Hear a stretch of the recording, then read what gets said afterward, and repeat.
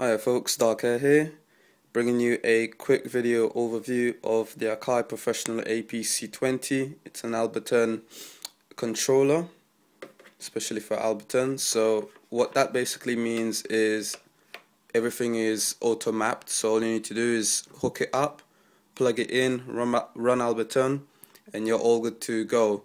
It's been specifically made for that DAW. It is also compatible with other music software like Logic and so forth, Cubase, but you really have to know how to map certain functions and different parameters on the APC. I will do a video where I demonstrate to you how to map this with Logic Pro mainly, so I'll just go through a few. Watch out for that video there. That I'm just going to demonstrate how you would be able to map this controller with Logic Pro.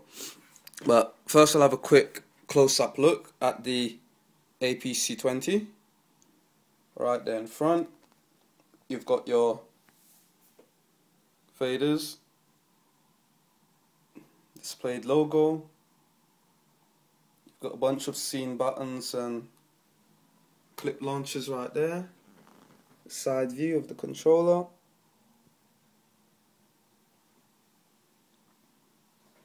You've got a nice top view. There's your clip launch area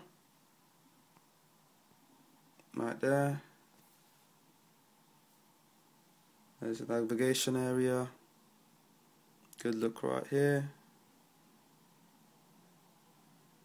So this is what you're presented with, your transport controls, clip launch controls. So that's basically the controller. I'll lift it up a bit so you have a good look at what it looks like in front.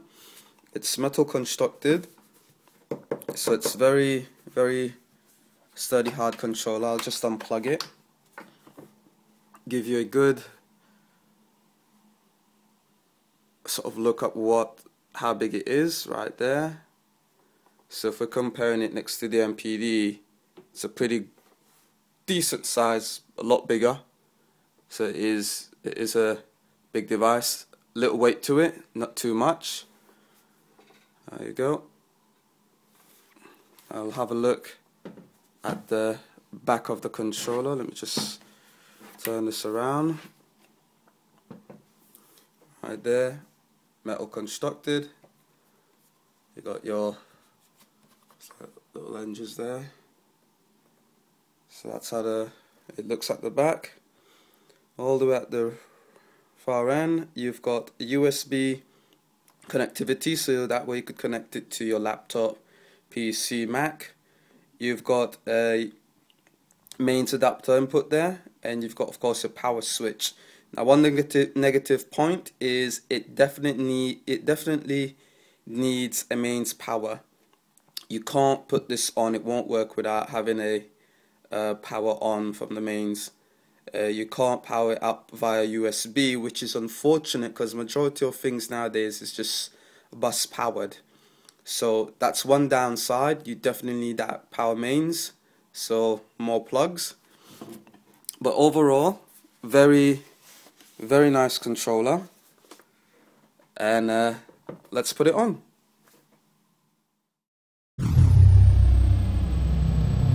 Alright, I'm gonna put the APC on and demonstrate a few of the features. I've got it already plugged in, mains and the USB. Just press behind right there.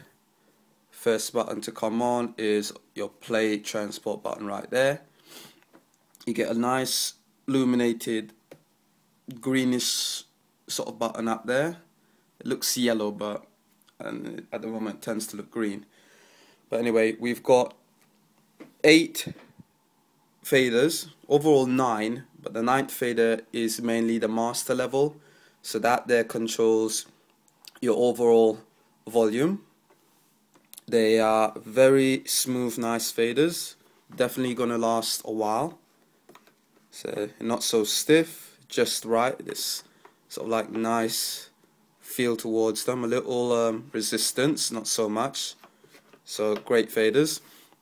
Now these 8 faders corresponds to the 8 banks that you have.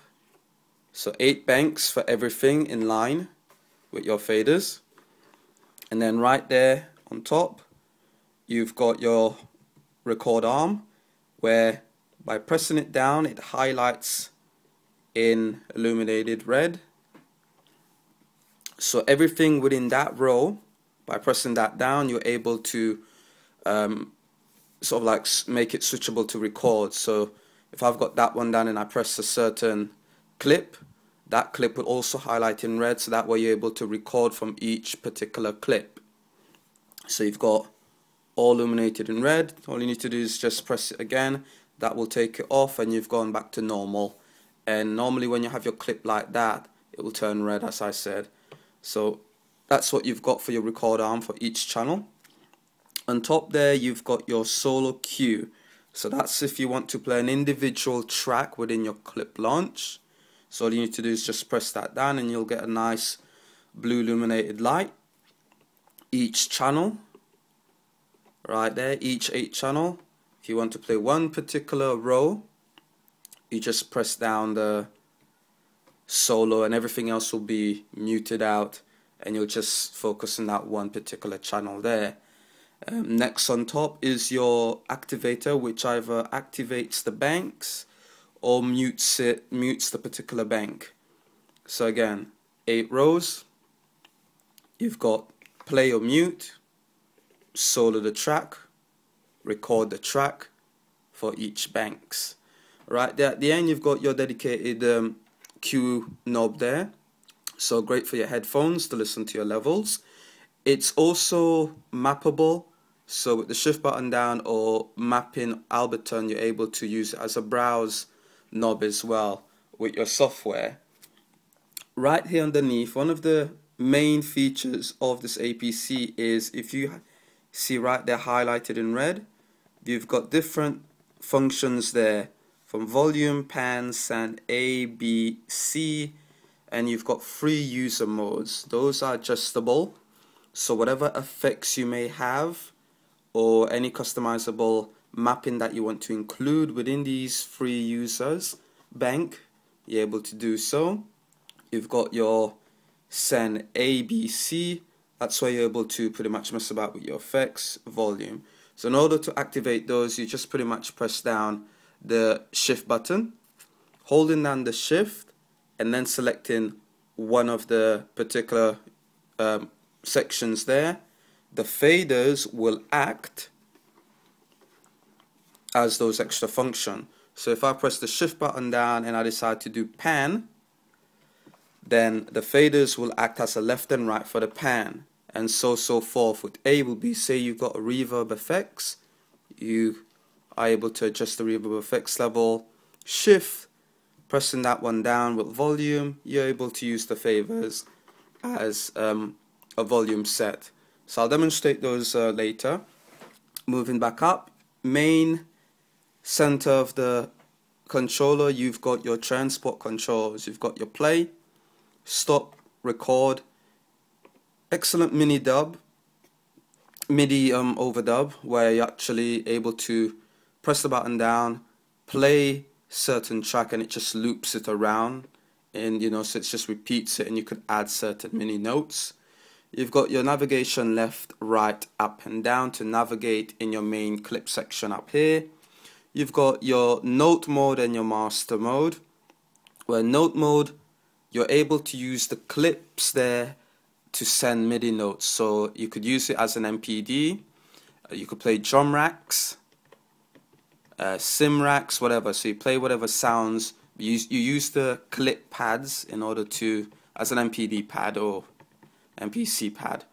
That's what note mode there does. And right underneath, you've got highlighted in red another various options. By holding down the shift, anything highlighted in red, just pressing the shift button will be able to use that function. So shift, pressing 8, 7 and so forth will select banks 1 to 8. Right there you've got your clip stop. So if you've got certain clips playing, by pressing the clip stop, you're able to stop each particular clip. If you want to stop all the clips, you press shift and then you press down stop all clips. Moving on, right here you've got your scene launch. Scene launch is where you're able to just launch in a row, 5 rows. Each particular clips, you'll have many clips. That way by pressing you'll launch that up. And of course right here you've got your main overview navigation session, and you've got your clip launches. By just pressing them down you're able to launch specific sound modules that you may have.